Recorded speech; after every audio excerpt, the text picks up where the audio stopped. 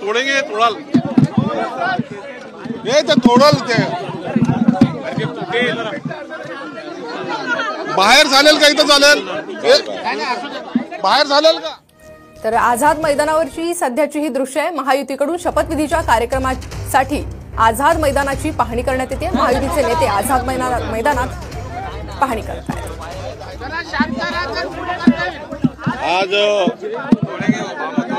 आज आम्ही सर्व महायुतीच्या सर्व नेत्यांनी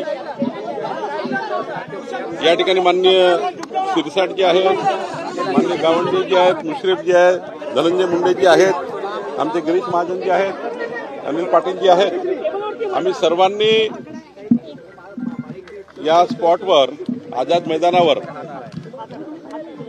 जे आमच्या महायुतीचे अत्यंत महत्त्वाचे पदाधिकारी, कार्यकर्ते, नेते म्हणून आज आम्ही या ठिकाणी पाहणी केली।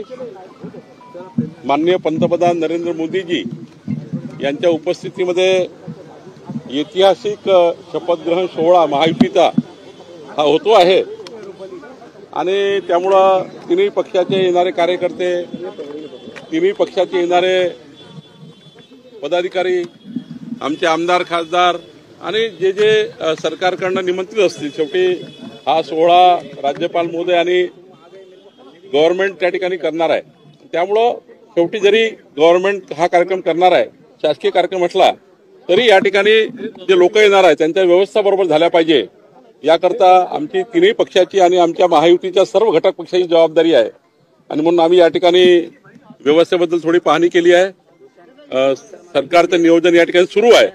मला असं वाटतं की आम्ही जे काही लोक येतील, जे काही आमचे शीर्षस्थ नेतृत्व येईल, माननीय पंतप्रधान तर येणारच आहेत, पण बाकी जे आमचे अमित भाई असतील, आमचे नड्डाजी असतील, आमचे केंद्रीय नेते असतील, केंद्रीय मंत्री असतील, इतर राज्याचे सीएम डीसीएम आहेत, आमच्या सर्व तिन्ही पक्षाचे मोठे नेते आहेत आणि आमचे कार्यकर्ते, पदाधिकारी आहेत, नागरिक आहेत, जनता आहे, या सर्वांचं आम्ही व्यवस्थित या ठिकाणी त्यांना व्यवस्थित देणे आणि व्यवस्थित जाणे याकरता आम्ही पाहणी केली आहे। हिंदी